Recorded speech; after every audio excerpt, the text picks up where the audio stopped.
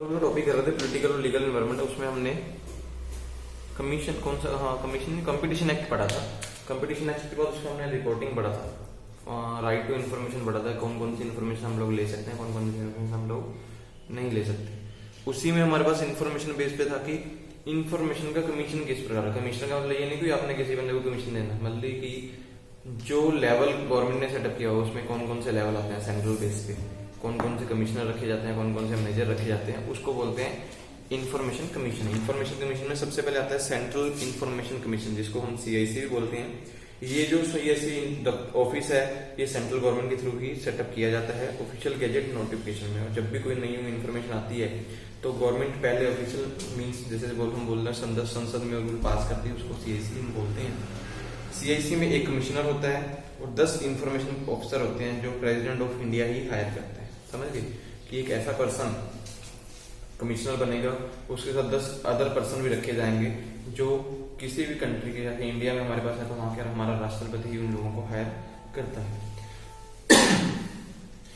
जो भी officer higher किए जाएंगे इनको फर्स्ट शेड्यूल में नॉमिनेट किया जाता है। इनका हेडक्वार्टर दिल्ली में है, उसके अलावा इनके क्वार्टर्स अलग अलग सिटी में जहां जहां पे सेंट्रल गवर्नमेंट होता है वहां पर भी सेटअप करते चले जाते हैं। कमीशन की जो भी पावर्स हैं या जो भी रूल्स हैं वो सारा कुछ जो है सेंट्रल गवर्नमेंट ही डिसाइड करती है। कोई भी पर्सन अगर सीआईसी बनना चाहे, सेंट्रल इंफॉर्मेशन कमिश्नर बनना चाहे, तो उसके लिए कौन कौन सी एलिजिबिलिटी होनी चाहिए। एक तो कहता है उसके बंदे की पब्लिक लाइफ, उसको नॉलेज बहुत होनी चाहिए, किसी ना किसी एरिया में उसकी कोई क्षमता होनी चाहिए। जैसे हम लोग देखते हैं ना किसी को नोबेल पुरस्कार मिला, किसी को कोई अवार्ड मिला और किसी न किसी एरिया में मिलता है, तो वैसे पर्सन होने चाहिए जिन्होंने किसी न किसी फील्ड में कुछ स्टडी करके कुछ ना कुछ एक्स्ट्रा किया हो, वैसा पर्सन कोई होना चाहिए। सीआईसी का जो मेंबर होगा वो कहता है इंडियन टेरिटरी का होना चाहिए, इंडियन टेरिटरी को बाद नहीं होना चाहिए, उसका कोई अपना बिजनेस प्रोफेशन किसी न किसी चीज में कोई ना कोई फील्ड उसके पास होना चाहिए। जो भी पर्सन रखा जाएगा हमेशा कहता includes prime ministers, leader of opposition, Lok Sabha, union cabinet ministry nominated by prime minister.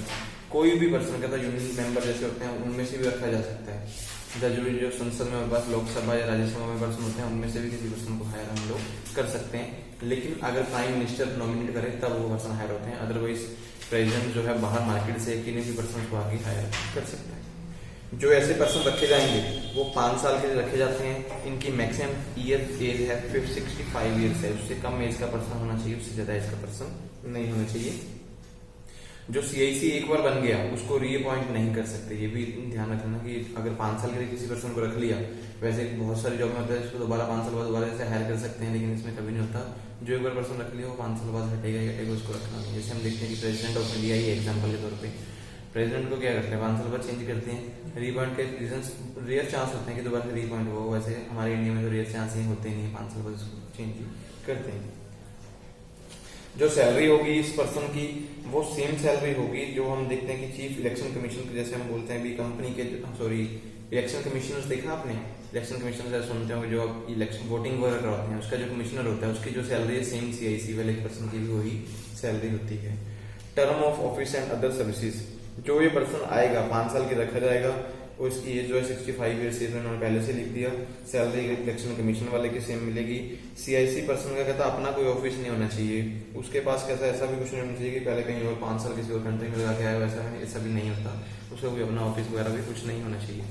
फिर आता है state information commission. State information commission का जैसे सेंट्रल गवर्नमेंट रखती है वैसे स्टेट गवर्नमेंट भी रखती है कोई इन्फॉर्मेशन कमिश्नर। वो जो पर्सन हायर किए जाएंगे कहता भी गवर्नर के द्वारा हायर किए जाते हैं। किसी भी स्टेट के जो गवर्नर आपने सुने हो, बहुत सारे हमारे पंजाब का भी अलग से गवर्नर है, हरियाणा के अलग अलग स्टेट के अलग अलग गवर्नर होता है। तो जो भी स्टेट में इन्फॉर्मेशन कमीशन रखा जाएगा वो किसी भी स्टेट का गवर्नर उसको रखेगा, हमेशा उसको ऑफिशियल गैजेट में पहले दिखाएगा। सेम वही टाइम टू डे जो पर्सन हायर किया जाएगा वो 5 साल के लिए होगा, उसकी एज भी वही 65 ईयर्स होगी। इसकी क्वालिफिकेशन सेम वही सेंट्रल गवर्नमेंट वाली ही होती है। फिर हमारे पास आता है Indian political system. Indian political system का मतलब कि हमारे इंडिया में 2 प्रकार की गवर्नमेंट्स हैं, सेंट्रल गवर्नमेंट और स्टेट गवर्नमेंट। जो सेंट्रल गवर्नमेंट है उनका मेन जो ऑफिस होता है वो न्यू दिल्ली में है। स्टेट गवर्नमेंट जो अपने अलग अलग स्टेट में सारे उनकी जो राजधानी होती है वहां पर वो अपना ऑफिस बनाकर बैठे होते हैं। पॉलिटिकल जब भी हम बात करते हैं कोई भी गवर्नमेंट है, सिर्फ उन गवर्नमेंट को इन सभी चीजों के साथ डील करना पड़ता है। What to produce, how to produce, how much to produce, for whom to produce, when to produce, whom to sell, how to distribute, what should be price, ये सभी गवर्नमेंट्स को इन चीजों के साथ डील करना पड़ता है। कोई भी गवर्नमेंट है, उन्होंने कोई भी काम करना, उनको देखना पड़ेगा अभी क्या काम करें, किसके लिए करें, कब करें, कितनी कीमत पे करें, किसको दें, किसको ना दें, ये सब कुछ गवर्नमेंट को डेलना पड़ता है। पॉलिटिकल इंस्टीट्यूट में हमने दोबारा इसमें कुछ ज्यादा पढ़ने की जरूरत नहीं है। पॉलिटिकल इंस्टीट्यूट में अब दो चीजें और बताई हमारे पास, हमारी इकोनॉमी में दो पार्लियामेंट है, लोकसभा और राज्यसभा। जब भी रूल पास होंगे पहले लोकसभा में पास होगा, उसके बाद फिर राज्यसभा में पास होता है। अगर लोकसभा में ही डिनाई हो जाए फिर रूल आगे राज्यसभा में जाता ही नहीं। पहली अप्रूवल लोकसभा से, दूसरी अप्रूवल राज्यसभा से। अगर वो रूल पास हो जाता है उसके बाद फिर प्रेसिडेंट के पास साइन होने के लिए जाता है, प्रेसिडेंट साइन कर देता है तो रूल लागू पूरी इकोनॉमी में हमारे पास लागू हो जाते हैं। ये हमारे इंडिया का पॉलिटिकल एनवायरनमेंट है। उसके बाद हमारे पास आता है इंटेलेक्चुअल प्रॉपर्टी राइट, इसको हम आईपीआर भी बोल सकते हैं। हमारी इकोनॉमी में इंटेलेक्चुअल प्रॉपर्टी राइट जो है, शायद मेरे ख्याल पास इन्होंने जो 1800 कुछ में था, धीरे धीरे चल के आया। वैसे जो अभी हाथ के टाइम में हमारे पास जो नेक्स्ट चल रहा है 99 का ही चल रहा है। 1999 में एक्ट में अमेंडमेंट की गई थी उस टाइम से। इस एक्ट में क्या होता है भी जो भी हमारी इकोनॉमी में जितने बिजनेस चल रहे हैं, जो कंपनीज चल रही हैं, उनके अपने प्रॉपर्टी राइट्स हैं। जैसे कि कोई ट्रेडमार्क, समझते हो ट्रेडमार्क, जैसे कि रिबॉक हो गया, लोगो हो गया, उनके अपने साइन बने हुए हैं। जो पेटेंट्स हैं, ट्रेडमार्क हैं, जो भी लोगो हैं, वो और भी कोई पर्सन यूज नहीं कर सकता। मीन्स सब बंदों का उसके ऊपर अपना मालिकाना हक होता है। इसको बोलते हैं इंटेलेक्चुअल प्रॉपर्टी राइट्स। अगर इनमें कोई पर्सन फेल हो जाता है, मीन्स उसको फॉलो नहीं करता अपने प्रॉपर्टी राइट्स को, और बंदा भी लेके चलता है, तो गवर्नमेंट केस भी लगा सकती है, जुर्माने भी लगा सकती है। तो ये एक्ट के बारे में हिस्ट्री लिखी है, ये धीरे धीरे एक्ट कैसे कैसे अमेंड हुआ। हम 99 के अकॉर्डिंग ही चलेंगे। हमारी इंडियन इकोनॉमी में जो एक्ट है 1999 से चल रहा है। जोग्राफिकल बेस पे चाहे इंडस्ट्रियल बेस पे, जिस तरह से मर्जी मान के चलिए कि इकोनॉमी में सभी पर्सन को ये एक्ट जो लागू हुआ है। जितनी भी कंपनीज अच्छी हैं, उन सभी कंपनीज के ऊपर आईपीआर एक्ट जरूर लागू रखा है। कुछ ऐसे भी हमारे पास काम है, या फिर हम ऐसे ही बोल सकते हैं कुछ कंपनी हमारे इंडिया में ऐसे लिस्ट भी हैं जिनके ऊपर ये आईपीआर एक्ट लागू नहीं होता। सबसे पहले लिखा हुआ है frivolous claims contrary well establishment natural law. अगर आपका कोई नेचुरल लॉ लगा हुआ है, उसके ऊपर कोई ऐसा पेटेंट लगता है। पब्लिक हेल्थ के ऊपर, पब्लिक हेल्थ समझते हो, मीन्स जैसे गवर्नमेंट के हॉस्पिटल हैं, जो कुछ भी, इनके ऊपर कोई ऐसा आईपीआर एक्ट नहीं है। गवर्नमेंट ने जो लोगों सेटअप कर लिया बस वही चलता रहता है। कोई आप किसी प्रकार का रीअरेंजमेंट करने वाले हैं, या फिर इंडिपेंडेंस करने वाले हैं, डुप्लीकेशन काम चल रहा है, या फिर कोई ऐसा काम जिसके बारे में कोई नॉलेज किसी पर्सन को नहीं है, उसके ऊपर कोई भी ऐसा आईपीआर एक्ट नहीं था। आप बोलोगे मेरा ये लोगो है, आपकी कंपनी रजिस्टर्ड नहीं है, आपने लोगो बना लिया, आप बोलो कि मेरा लोगो कोई और यूज नहीं करेगा, ये कभी नहीं हो सकता। जब तक आपने रजिस्ट्रेशन नहीं करवाई अपनी कंपनी की और अपने लोगों की रजिस्ट्रेशन नहीं करवाई है, तब तक आप कंपनी गवर्नमेंट को कुछ नहीं बोल सकते। अगर कोई बंदा आपके काम को यूज भी कर ले, आपके नेम को भी यूज कर सकते हैं। हम लोग जैसे देखते हैं मार्केट में, देख लीजिए, मान लो शर्मा इंडस्ट्रीज है, कोई एक नहीं मिलेगी, बहुत सारी मिलेंगी। गर्ग साइकिल्स है, एक नहीं मिलेगा, बहुत सारे गर्ग वाले पर्सन होंगे। गर्ग ये नहीं बोल सकता कि मेरे पास नहीं है। अगर गर्ग साइकिल ने रजिस्ट्रेशन करवाई हुई है, लोगो बनाया हुआ है, तो उसके नेम का कोई यूज नहीं कर सकता। सेम उसकी जैसी कंपनी नहीं रख सकता, उसका लोगो भी यूज नहीं कर सकता। इसमें इन्होंने लिखे भी राइट्स क्या होंगे। राइट्स इन्होंने लिखे कि वही मैंने आपको बोला भी, आपकी कंपनी के इंडस्ट्रियल डिजाइन हो गए, ट्रीटमेंट हो गए, प्लांट की वैरायटी होगी, आपकी कंपनी का ड्रेस कोड होगी, वो कोई भी पर्सन यूज नहीं करेगा। पेटेंट क्या होता है कि गवर्नमेंट की तरफ से आपको जो एक टाइटल मिलता है, वो भी आपकी कंपनी के ऊपर आपको डिस्प्ले में लेके रखना होता है, वो भी कोई और पर्सन आपका यूज नहीं कर सकता।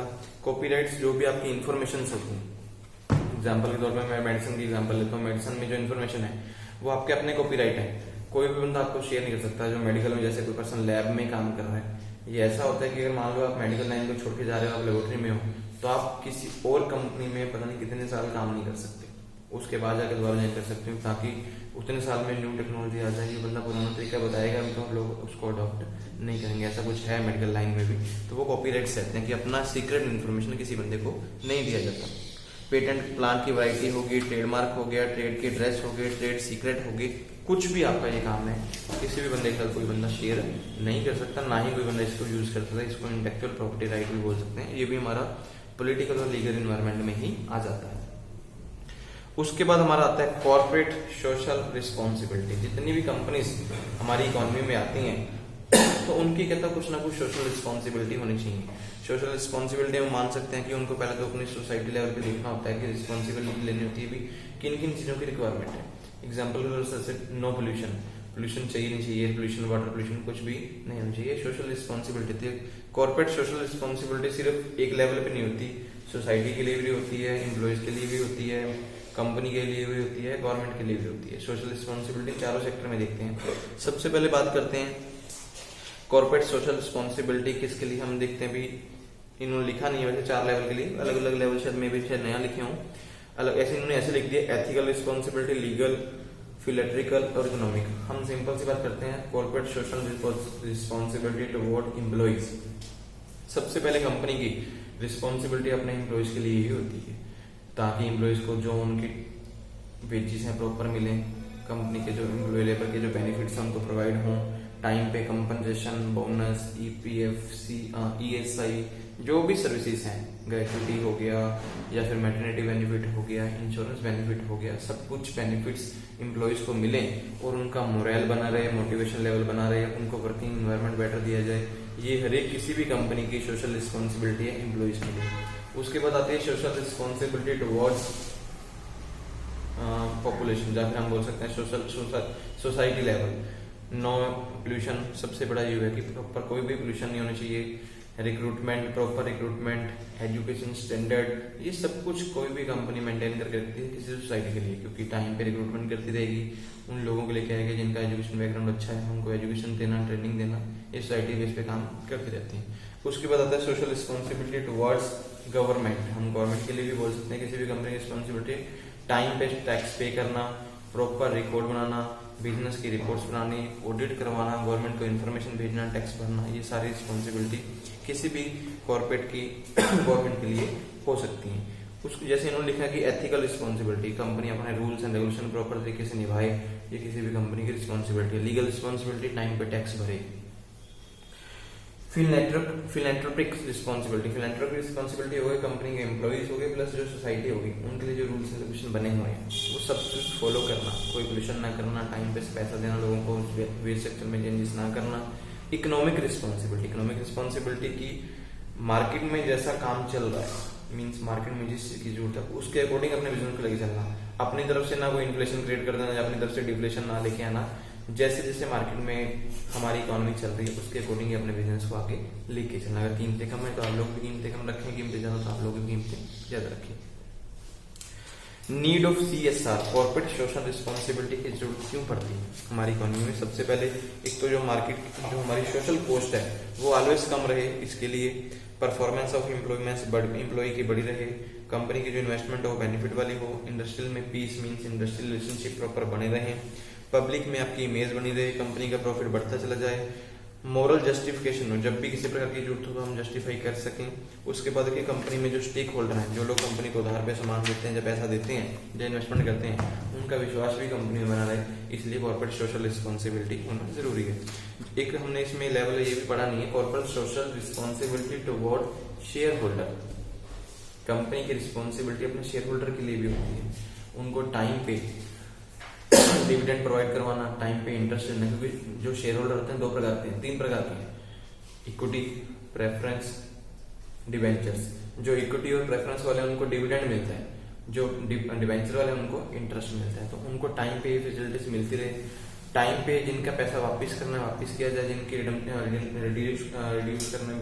करनी है शेयर तो वापस रिडम्पशन भी कर ली जाए, जब जिनके शेयर में क्लास चेंज करना है क्लास भी चेंज करवाई जाए।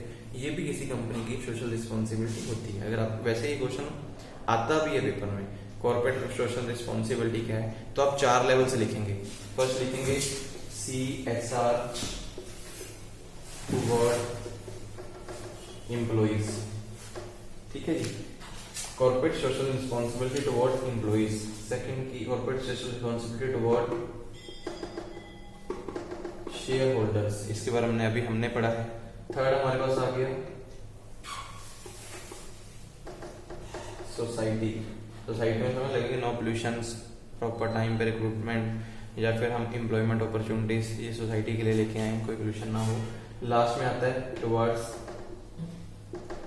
गवर्नमेंट, जो हमारी गवर्नमेंट है जहाँ पे आपकी बिजनेस चल रहे हैं, उस गवर्नमेंट के प्रति आपकी क्या जिम्मेवारियां हैं वो भी आपको कंप्लीट करनी है। टाइम पे टैक्स पे करना, गवर्नमेंट के रूल्स को फॉलो करना, अपनी तरफ से कोई रूल ना बनाना, इन्फ्लेशन को कम रखना, मार्केट में जो हमारी सोशल कॉस्ट है उनको डाउन लेके चलना, ये सारा काम भी हमारी रिस्पॉन्सिबिलिटी है। अगर आप ये 4 लेवल बना के लिखते हो बहुत अच्छे नंबर मिलने वाले हैं, क्योंकि इसमें टॉपिक में हमें सिंपल वर्ड में डिफाइन करवा दिया उन्होंने भी।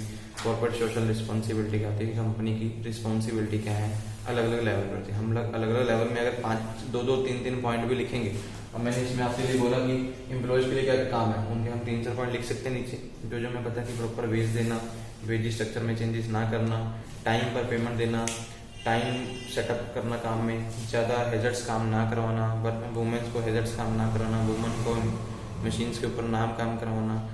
उसके बाद जो लेबर की फैसिलिटीज़ हैं जैसे कि EPF, ECI, बोनस, ग्रेचुटी, सब कुछ प्रोवाइड करना, काफ़ी पॉइंट बन जाते हैं इसमें। सेम उसी में शेयर होल्डर में टाइम पे इंटरेस्ट देना, टाइम पे डिविडेंड देना, टाइम पे क्लास चेंज करना, किसी के शेयर वापस करना है तो वापस करना, किसी के शेयर वापस लेने हैं तो वापस लेना, ये काम भी हम कर सकते हैं। 5 पॉइंट बनते हैं।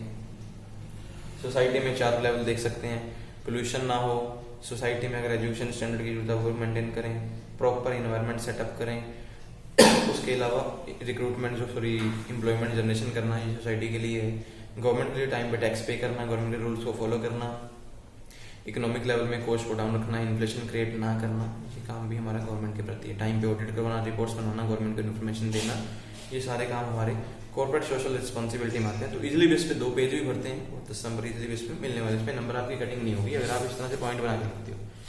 नंबर 1 लिखा, 4 पॉइंट लिख दिए, नंबर 2 लिखा, 4-5 पॉइंट उसके लिख दिए, नंबर 2 इजिली बेस पे 2-3 पेज बन जाएंगे। उस पॉइंट को डिफाइन करने की जरूरत नहीं है, इसके नीचे नंबर 1 2 लिख के सिर्फ हेडिंग लिखो, तो ये कंपनी की एम्प्लॉयज के लिए रिस्पॉन्सिबिलिटी है, ये इसकी रिस्पॉन्सिबिलिटी। ये इंपॉर्टेंट क्वेश्चन आपका पेपर में आता भी है। ये था आपका टॉपिक पॉलिटिकल और लीगल इन्वायरमेंट में। उसके बाद हम बात करते हैं इंडस्ट्रियल एंड इन्वेस्टमेंट पॉलिसी।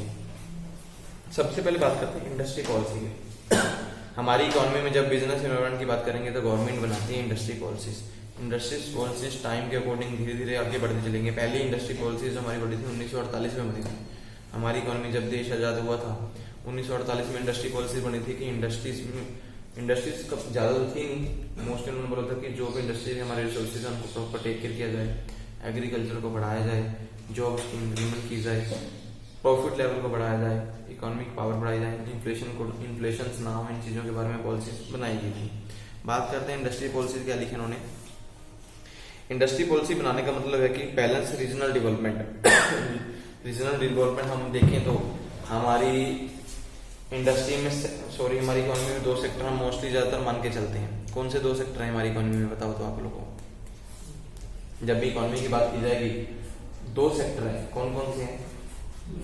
एक तो आता है इंडस्ट्री, दूसरा आता है एग्रीकल्चर। जब भी किसी इकोनॉमी हमारी इकोनॉमी की बात की जाएगी तब भी आपको पूछा जाए सेक्टर कौन से हैं, 2 सेक्टर हैं सिर्फ, एग्रीकल्चर और इंडस्ट्री। बाकी जितने भी काम है वो सारे इंडस्ट्री में आ जाते हैं, बाकी एक काम एग्रीकल्चर का अलग से चलता है। हमारी इकोनॉमी पूरी एक एग्रीकल्चर पे काम करती है, एक इंडस्ट्रीज के ऊपर काम करती है। इंडस्ट्री में सभी प्रकार के काम आते हैं, चाहे वो कपड़ा उद्योग है, चाहे मेडिसिन है, सब कुछ आता है। तो इंडस्ट्रीज पॉलिसी में रीजनल डेवलपमेंट हो, रीजनल डेवलपमेंट इंडस्ट्रीज काफी प्रकार की हैं, उनकी सभी की डेवलपमेंट हो, small scale industries, middle level, high scale level, ठीक है, उन सभी की प्रॉपर डेवलपमेंट हो, ये इंडस्ट्रीज पॉलिसी का काम है। ऑलवेज इंश्योर करना कि जो प्रॉपर रिसोर्सेज हैं, जैसे केयर रिसोर्सेज हैं, सबको प्रॉपर यूटिलाइज करने का चांस मिले, सबका बेनिफिट हो, ये इंडस्ट्री पॉलिसी का बेनिफिट है। Always create employment opportunities, company में काम निकले, अपॉर्चुनिटीज लेवल बढ़े ताकि लोग काम ले सकें, ये काम भी इंडस्ट्रीज पॉलिसी में देखा गया। Governments enough power of the government of regulatory industry, ये भी ध्यान रखा गया कि गवर्नमेंट के पास प्रॉपर पावर होनी चाहिए कि इंडस्ट्री के लिए पॉलिसी बनाए। ये इंडस्ट्री पॉलिसी इसलिए बनाई गई, पहले क्या था, अगर पॉलिसी ना बनाते लोगों ने अपने मनमर्जी से काम करने थे। आज के टाइम में क्या है, गवर्नमेंट की मनमर्जी से हमें काम करना पड़ता है। गवर्नमेंट बोलती है कि आपको लाइसेंस लेना पड़ेगा तो लेना पड़ेगा, टैक्स भरने तो भरने पड़ेंगे, नहीं भरोगे तो आप लोग बिजनेस नहीं कर सकते। अगर ये पॉलिसीज ना बनी होती तो गवर्नमेंट तो लेना देना ही नहीं था। तो इंडस्ट्रीज पॉलिसी बनाने के पीछे ये भी मकसद था कि गवर्नमेंट का जो कंट्रोल है वो मार्केट के ऊपर बना रहे, जीडीपी लेवल डाउन ना हो, इसके लिए इंडस्ट्री पॉलिसी बनाएगी। हमारी इकोनॉमी में इंटरप्रेन्योरशिप को प्रमोट किया जाए। इंटरप्रेन्योरशिप मीन जो अपनी स्किल से बिजनेस चला सकते हैं उनको आगे लेके आया जा सके। Clearly Democrats the area of government will invest, ये भी क्लियर बताया जाए कि कौन कौन से एरिया में गवर्नमेंट इन्वेस्टमेंट करेगी, कौन कौन से एरिया में प्राइवेट सेक्टर वाले इन्वेस्टमेंट करेंगे, ये भी क्लियर सेक्टर करने के लिए इंडस्ट्री पॉलिसी बनाएगी। हमारी इकोनॉमी में कैपिटल का स्ट्रक्चर प्रॉपर बना रहे, means flow of capital proper हो, कहीं पर भी फाइट ना हो कैपिटल में। फाइट मीन्स पैसा कहीं डूब ना जाए, कोई बंदा रख के ना बैठ जाए, प्रॉपर जिन जिन लोगों को रिक्वायरमेंट उनको दिया जाए, उनके टाइम पे वापस पैसा लिया जाए, इसलिए इंडस्ट्रियल पॉलिसी बनाएगी। इंडस्ट्रियल पॉलिसी में जिविलियन भी ऐसे बोलते हैं कि मान लो किसी भी प्रकार के डिस्प्यूट आ रहे हैं इंडस्ट्रीज में, तो उसको सॉल्व कैसे करवाया जाए, उसके लिए इंडस्ट्रियल पॉलिसी बनाएगी। फाइनेंशियल इंस्टीट्यूशन कौन कौन सी होंगी जो इंडस्ट्रीज के लिए काम करेंगी, वो भी इंडस्ट्रियल पॉलिसी उसके लिए ही बनाएगी। ये सारे काम जो है गवर्नमेंट की तरफ से किए जाते हैं। इन्होंने लिखा कि इंडस्ट्री पॉलिसी 1948 पहली बार जो पॉलिसी बनाएगी हमारी इकोनॉमी में 1948 में बनी थी। उस टाइम पे मोस्टली इकोनॉमी में सिर्फ स्मॉल स्केल इंडस्ट्रीज थी, तो गवर्नमेंट ने, क्योंकि जब देश आजाद हुआ था इतने बिजनेस नहीं थे, तो गवर्नमेंट ने सोचा था कि हम लोग इंडस्ट्री पॉलिसी बनाएंगे हमारी स्मॉल स्केल इंडस्ट्रीज हम उनको डिवॉल्व करवाने के लिए। देखो इन्होंने कौन कौन से पॉइंट लिखे हैं उसमें। सबसे पहले तो लिखा था कि एक तो मोनोपोली कंडीशन था। मोनोपोली समझते हो कि हमारी इकोनॉमी में कभी इन्फ्लेशन ना आए, मार्केट में पैसे की फ्लो बनी रहे, बजट जो है डेफिसिट ना आए, उसके लिए इंडस्ट्रियल पॉलिसी बनाई गई थी। गवर्नमेंट का प्रॉपर कंट्रोल हो।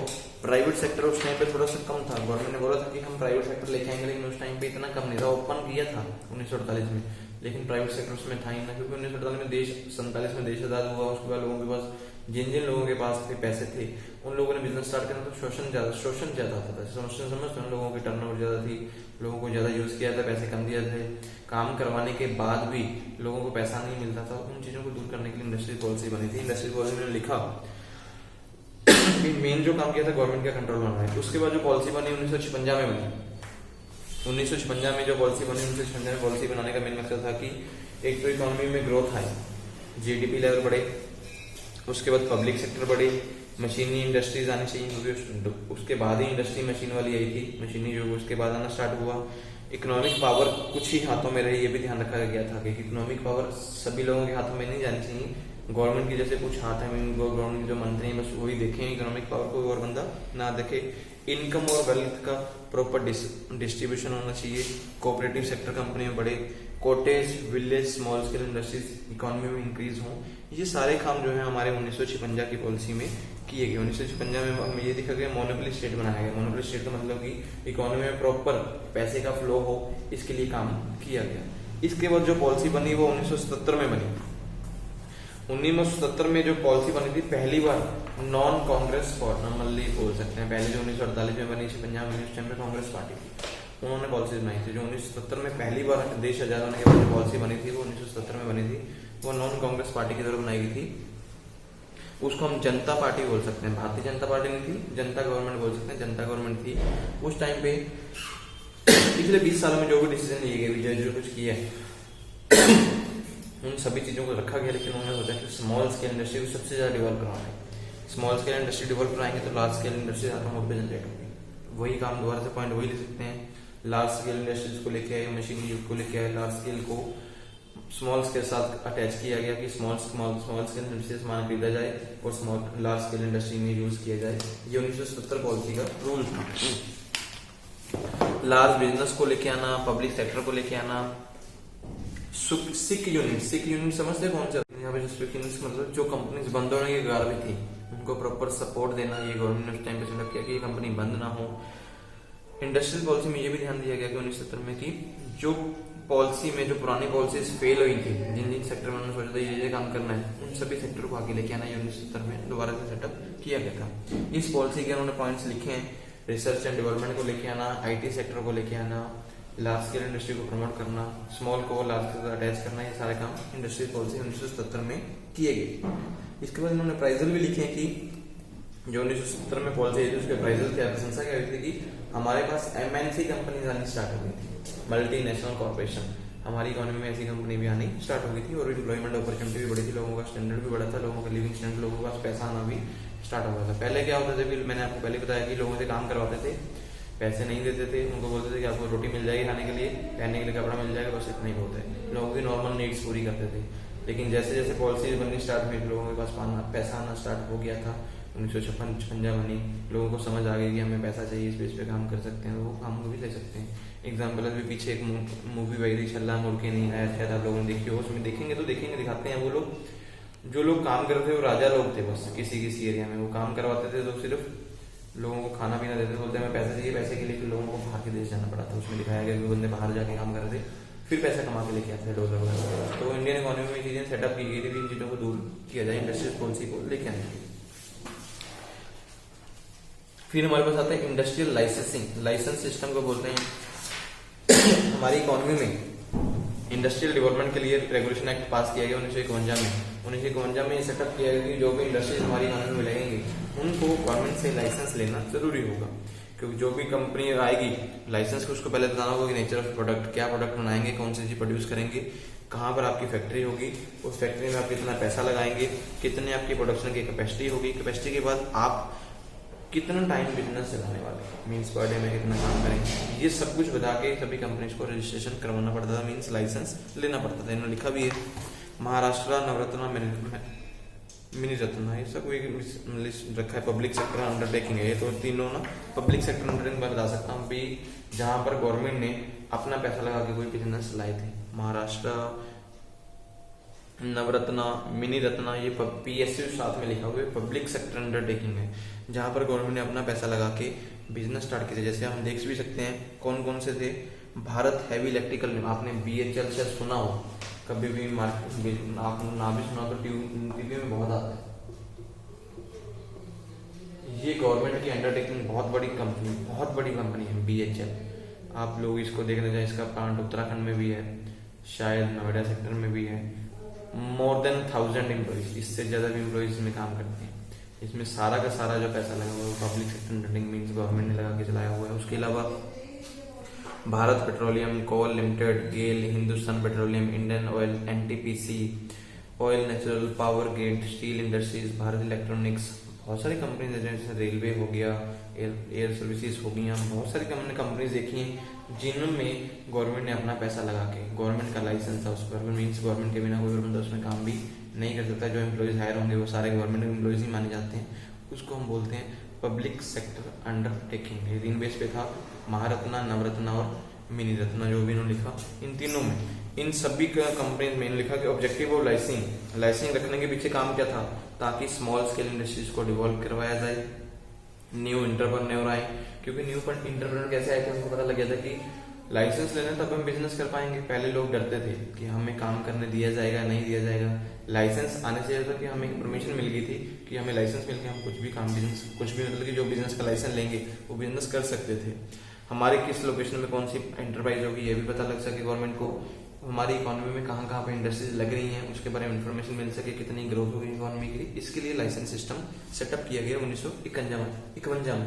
कंपल्सरी लाइसेंस लिखा कि according to the new industrial policy 1991, कोई भी इन्होंने लिखा है it is necessary to obtain licence only in case of 15 industry which are engaged with field of defence equipments, luxury goods and hazard commodities. आप कोई भी काम कर रहे हो, किसी भी प्रकार की इंडस्ट्रीज कर रहे हो, 15 इंडस्ट्रीज इन्होंने लिखी है, 15 प्रकार की इंडस्ट्रीज हमारी इकोनॉमी में है। आपको अगर इनमें से किसी में भी काम करना तो लाइसेंस लेना जरूरी है। नीचे लिखे हैं in wake liberalisation number of has been reduced to 5। लेकिन ये 15 इंडस्ट्रीज को आजादी की तरफ देखते हुए, जैसे हमारी इकोनॉमी में लिबरलाइजेशन आई थी तो ये इंडस्ट्रीज को 5 लेवल में कर दिया गया है। 5 लेवल कौन कौन से हैं? अल्कोहलिक प्रोडक्ट्स, जितने भी है अल्कोहल वाले प्रोडक्ट बनते हैं उनमें इंडस्ट्रीज आ जाती हैं। इंडस्ट्रियल एक्सप्लोजिव्स, जो इंडस्ट्री के लिए कोई ऐसे सामान, जो हैजर्ड एक्सप्लोजिव, जो बम बारी वाला सामान बनता है, ये लगा गया। एरोस्पेस, तंबाकू प्रोडक्ट, ये सारे हमारे 5 अलग से बनाए हैं गवर्नमेंट ने भी। अगर इनमें से अगर आप करना है काम तो इसका तो स्पेशल लाइसेंस होना चाहिए। इसका स्पेशल लाइसेंस के बिना आप काम नहीं कर सकते। जैसे उन्होंने तंबाकू का काम ही आपने करना है, उद्योग लगाना चाह रहे हो, गुटखा, जान, बीड़ी कुछ भी बना रहे हो, इसका स्पेशल लाइसेंस होना चाहिए। अगर किसी को प्रॉब्लम होगी तो आपके ऊपर एक्शन हो सकता है। हैजर्ड प्रोसेस होगी, जैसे कि कोई भी रिस्की प्रोडक्ट, जैसे हम बोलते हैं बम बनाना है, गोली बनानी है, बंदूक बनानी है, तो ये आप लोग ऐसे नहीं काम कर सकते, स्पेशल गवर्नमेंट बनानी, गवर्नमेंट से परमिशन। एयरवेज पे कोई जहाज वूज बनाने का काम करते हो या फिर रॉकेट बनाने का काम करते हो, ये आप नहीं बना सकते। इसके भी स्पेशल प्रोविजंस हैं, वो भी गवर्नमेंट से हमें लेनी पड़ती है। फिर हमारे इसी टॉपिक में एक इंडस्ट्रियल इन्वेस्टमेंट पॉलिसी में आता है स्टॉक एक्सचेंज। स्टॉक एक्सचेंज समझते हो, जहाँ पे शेयर्स का सेल और परचेज किया जाता है, उसको हम स्टॉक एक्सचेंज बोलते हैं। हमारी इकोनॉमी में बहुत सारी प्रकार की मार्केट है। पहले स्टॉक एक्सचेंज की बात करते हैं। स्टॉक एक्सचेंज हमारी इकोनॉमी में 2 है। जो सबसे बड़ी स्टॉक एक्सचेंज है Bombay stock exchange, national stock exchange, सबसे बड़ी स्टॉक एक्सचेंज है हमारी इकोनॉमी में। उसके अलावा बहुत सारे स्टॉक एक्सचेंज, इनके सब ऑफिस अलग अलग शहर में मिल जाएंगे। हमारे लुधियाना में भी स्टॉक एक्सचेंज है, अलग अलग शहरों में आपको स्टॉक एक्सचेंज मिल जाएंगे। ये नहीं कि सभी शहरों में, किसी न किसी स्टेट में, महानगरों में बोल सकते हैं, स्टेट के महानगर जो होते हैं, बड़े बड़े शहर होते हैं, वहां पर आपको स्टॉक एक्सचेंज मिल जाएंगी। स्टॉक एक्सचेंज में दो प्रकार की मार्केट होती है, कैपिटल मार्केट और मनी मार्केट, या फिर प्राइमरी और सेकेंडरी मार्केट भी बोल सकते हैं। कैपिटल मार्केट या प्राइमरी मार्केट वो होती है जहां पर न्यू शेयर बेचे जाते हैं। कोई भी नई कंपनी आएगी अगर अपना शेयर इशू करवाना चाहती है, कैपिटल मार्केट या फिर प्राइमरी मार्केट के थ्रू सेल करवाए जाते हैं। सेकेंडरी मार्केट वो मार्केट होगी जहां पर पहले से बिके हुए शेयर दोबारा से सेल होते हैं। स्टॉक एक्सचेंज में ये काम भी होता है। जरूरी नहीं कि हर बार नए शेयर ही मार्केट में सेल हो रहे हैं। जिनके शेयर पहले बिके हुए थे वापस ले लिए कंपनी ने, दोबारा से फिर इशू करना है तो वो सेकेंडरी मार्केट उसको बोला जाता है। Understanding the stock exchange, stock exchange को कहते हैं समझना तो क्या है, association of the organisation, individuals, corporation, सभी लोगों की एक संस्था है जहां पर सिर्फ शेयर को सेल बेचा और खरीदा जाता है। ये स्टॉक एक्सचेंज का काम है। फीचर्स क्या लिखे हैं स्टॉक एक्सचेंज के लिए, ऑर्गेनाइज्ड मार्केट है। ये मार्केट ऑर्गेनाइज की हुई है, मींस काफी लोगों को इकट्ठा किया। मैंने बोला इंडिविजुअल्स, ऑर्गेनाइजेशंस, पर्सनल्स, एसोसिएशन, जो भी डिपार्टमेंट्स हैं अगर शेयर बेचना चाहते हैं तो इकट्ठे होकर ये संस्था बनी हुई है। सिक्योरिटी मार्केट है, इस तरह की मार्केट में सिर्फ सिक्योरिटी सेल होती है, मतलब शेयर खरीदे और बेचे जाते हैं। An important constitute of capital market market for long term finance. कोई बंदा लॉन्ग टर्म फाइनेंस करना चाहता है, पैसा इन्वेस्टमेंट करना चाहता है या पैसा लेना चाहता है तो स्टॉक मार्केट से कर सकता है। डीलिंग इन दी सिक्योरिटीज, वॉलेंट्री एसोसिएशन है। कोई भी बंदा अपनी मन मर्जी से, किसी के ऊपर दबाव नहीं है कि आप लोग इस मार्केट में पैसा लगाइए। वॉलेंट्री एसोसिएशन है, आप अपनी मर्जी से इन्वेस्टमेंट कर सकते हैं। ऐसे मार्केट में चलता है कि म्यूचुअल फंड में पैसा लगाओ, किसी कंपनी में पैसा लगाओ, तो आपके ऊपर डिपेंड है। आपको जबरदस्ती नहीं बोला जाता कि आप लोग पैसे आइए जब लगाइए, वैसा कुछ नहीं है। मेंबर्स में एक्ट आइदर एजेंट, इसमें जो भी मेंबर होते हैं एजेंट का काम करते हैं, कस्टमर के लिए सपोर्ट का काम करते हैं। जो भी मेंबर्स बनेंगे स्टॉक एक्सचेंज में उनके पास एक सर्टिफिकेट होना चाहिए। इसके लिए एक संस्था बनी हुई, मैं आगे आपको बताता हूँ कौन सी संस्था है, उससे रजिस्ट्रेशन हमें करवानी पड़ती है। Dealing in stock exchange are the under certain accept code of conduct, rules and regulation. जो भी सारा काम होगा रूल्स एंड रेगुलेशन के अकॉर्डिंग होता है। ऐसा नहीं कि कोई भी एजेंट उसमें काम कर रहा है या स्टॉक एक्सचेंज काम कर रही है अपनी मर्जी से काम कर रही होगी। रूल्स एंड रेगुलेशन है, मार्केट के रूल्स एंड रेगुलेशन जो चलते हैं उसी बेस पे हमें काम करना पड़ता है। लोगों के कस्टमर्स हैं उनका सेफ गार्ड करना। सेफ गार्ड का मतलब उनके इंटरेस्ट, जिन लोगों ने पैसा लगाया टाइम पे इंटरेस्ट के साथ पैसा वापस देना, अगर कोई बंदे के पैसे डूब रहे हैं तो उसको इन्फॉर्मेशन देना, तो सब कुछ काम भी इसी में हो जाता है। बिजनेस को प्रमोट करना, रेगुलेट करना, सेकेंडरी मार्केट को बढ़ाना। जरूरी नहीं है कि हर बार नई कंपनी आएगी वही अपने शेयर बेचेगी, पुरानी कंपनी में शेयर बेच सकते हैं, तो इसको प्रमोट करना ये भी स्टॉक एक्सचेंज का ही काम है। इंपॉर्टेंट फंक्शन क्या है, ये सारे काम तो वैसे स्टॉक एक्सचेंज करती ही है। फीचर्स, फंक्शन भी वही चीज होती है, जो फीचर्स होते हैं वही फंक्शन होते हैं। कोई अलग नहीं है, इन्होंने लिखा हुआ भी लोगों को उनको मीटिंग्स करवाना, उनकी ओनरशिप प्रोवाइड करना, उनके शेयर सर्टिफिकेट उनको इशू करना, टाइम पे लोगों के शेयर वापस करना जिनके पैसे देने हैं। अगर किसी प्रकार की कोई कॉन्फ्लिक्ट जनरेट हो तो उन झगड़ों को सॉल्व करवाना, ये सारा काम भी स्टॉक एक्सचेंज करती है। इसके बाद हमारे पास ये स्टॉक एक्सचेंज दिखाई गई जो हमारी इकोनॉमी की दो बड़ी स्टॉक एक्सचेंज है। सबसे पहले Bombay stock exchange. There are the 23 stock exchange in India. India में हमारे पास 23 स्टॉक एक्सचेंज है। Bombay stock exchange is the largest with the 7,000 stocks listed. हमारे पास बॉम्बे स्टॉक एक्सचेंज ऐसी स्टॉक है जिसमें 7,000 टाइप के शेयर जो है लिस्टेड है, मतलब 7,000 कंपनी ने अपने शेयर जो है इशू किए हुए हैं। Bombay stock exchange over 2/3 of the total trading volume in the country. हमारी इकोनॉमी में मान लीजिए 3 रुपए हैं, मैं एग्जांपल के तौर पर बोलूँ, इसमें 2 रुपए क्या है बॉम्बे स्टॉक एक्सचेंज इकोनॉमी में हम बात कर रहे हैं। अगर मार्केट में पूरी इकोनॉमी में जितने भी शेयर हो रहे हैं उसमें 3 में से 2 हिस्से बॉम्बे स्टॉक एक्सचेंज, ऐसे भी क्लियर समझ सकते हैं। बॉम्बे स्टॉक एक्सचेंज 1875 में आई थी। एशिया की सबसे पुरानी स्टॉक एक्सचेंज है। Among 23 recognised government of India under the security contract. इसमें गवर्नमेंट ने जो भी सिक्योरिटी कॉन्ट्रैक्ट 1956 में पास किया था उसमें से 23 स्टॉक एक्सचेंज जो है बॉम्बे स्टॉक एक्सचेंज का डील करती हैं। पार्लियामेंट ऑफ इंडिया में परमानेंट रिकॉग्नाइजेशन इसकी है भी, इसको जब पास हुई थी तो उसको संसद में पहले पास किया गया। नेशनल स्टॉक एक्सचेंज, इसके बाद हमारे पास 1994 में गवर्नमेंट ने नई नेशनल स्टॉक एक्सचेंज बनाई थी। 1994 में इसका मीन बिजनेस स्टार्ट हुआ था, इसकी ओपनिंग हुई थी। कुछ सालों में इसने अपना बिजनेस काफी ज्यादा, बहुत सारी कंपनी इसके साथ भी डील कर रही है। नीचे दिखाए हुए हैं कौन कौन सी स्टॉक एक्सचेंज जो है नेशनल स्टॉक एक्सचेंज से डील करती है। अगले पेज पे आपके पास काफी सारी दी हुई है, इसमें आपका लुधियाना का नाम भी जरूर होगा, मैं भी शायद नहीं है तो फिर है इसमें आपके पास नाम जरूर होगा। ये मेन जो हमारी स्टॉक एक्सचेंज है जो हमारी इकोनॉमी में काम कर रही है, जहाँ पर शेयर्स खरीदे और बेचे जाते हैं। स्पेकुलेशन, मोस्टली स्टॉक एक्सचेंज में जो काम होता है वो स्पेकुलेशन बेस वाला ही है, एक तरह का सट्टे का काम है। आज आप ऐसा इन्वेस्टमेंट कर रहे हो, ये फ्यूचर में अनसर्टेन है कि आपका पैसा आपको डबल होके भी मिल सकता है, हो सकता है कि आपका अपना पैसा मार्केट में डूब भी जाए, जो मार्केट की कंडीशन चल रही होंगी उसी बेस। इसमें इन्वेस्टमेंट हमेशा लॉन्ग टाइम के लिए होती है। अगर कोई बंदा पैसे कमाना चाहता है तो लॉन्ग टाइम के लिए इन्वेस्टमेंट करनी पड़ेगी, अदरवाइज इन्वेस्टमेंट करने का कोई बेनिफिट नहीं है। आप बोलो कि मैं साल बाद या महीने 2 महीने में पैसे बढ़ा लूंगा, वो कभी इसमें नहीं होता है। ठीक है, स्टॉक में काइंड ऑफ स्पेकुलेशन, किस प्रकार के मतलब स्पेकुलेशन लगते हैं। सबसे पहले बुल मार्केट। बुल मार्केट का मतलब होता है कि कोई भी पर्सन जो शेयर खरीदते हैं और बाद में बेचते हैं। बियर मार्केट होते हैं, भी मार्केट में शेयर लिस्टेड है, सिर्फ एजेंट बिकवाने के लिए है। बुल मार्केट में ऐसा होता है कि मैं एजेंट हूँ, मैंने शेयर पहले से खरीद लिए कम पैसे में, बाद में मैक्सिमम पैसे में बेचूंगा, उसको बुल मार्केट बोलते हैं। यहाँ पर स्टैग और लैम में काफी चीजें उन्होंने बताई है कि कुल मिला के हम बात करेंगे स्पेकुलेशन, जैसे कि हमेशा बंदा स्पेकुलेशन बेस पे ही काम करता है, पैसे कमाने के लिए स्टॉक एक्सचेंज में काम किया जाता है। सिक्योरिटी एक्सचेंज, हाँ मैं ये चीज बताना आपको कोई गुजरा भी आगे नाम आए तो फिर दिमाग में आएगा। जितना भी स्टॉक एक्सचेंज का काम चल रहा है, जो भी एजेंट बनते हैं, जो भी पर्सन आते हैं, वो सब कुछ सेबी के अंडर काम करते हैं। Security exchange board of India, ये गवर्नमेंट है शायद 1988 में इसको गवर्नमेंट ने पास किया था। गवर्नमेंट ने इसको पास करने में गवर्नमेंट ने डिसाइड किया था कि जितना भी स्टॉक एक्सचेंज का काम होगा, स्टॉक एक्सचेंज तो पहले से चल रही थी, लेकिन उसका प्रॉपर रिकॉर्ड्स कैसे मेंटेन किया जाए, लोगों का जो इंटरेस्ट है उसको कैसे दिखाया जाए, जो झगड़े आते हैं उसको कैसे सोल्व कराया जाए, इन सभी चीजों के लिए गवर्नमेंट संस्था को सेटअप किया। जितनी भी स्टॉक मार्केट का काम होता है इस मार्केट इसके अंडर होता है। ये गवर्नमेंट सेंट्रल गवर्नमेंट पास की एक संस्था है। इसके ऑब्जेक्टिव क्या है, लोगों की रजिस्ट्रेशन करवाना, उनको टाइम पे लाइसेंस प्रोवाइड करना, जो भी एजेंट्स हैं उनके रिन्यूअल करवाना, या टाइम पर उनकी फीस रिकवर करना, ऑडिट करवाना, डॉक्यूमेंट चेक करना, सारा काम एसबीआई बोल रहा हूँ, सेबी काम करती है। किसी भी इनसाइडर ट्रेडिंग को प्रोहिबिट भी करती है। इनसाइडर ट्रेडिंग मीन्स जो अंदर अंदर ही काम कर देते हैं, अपने शेयर बेचती है, वो काम नहीं कर सकते। आप लोग अपने शेयर बेचने हैं तो पहले एक बार स्टॉक एक्सचेंज में लिस्टेड करवाना जरूरी होगा।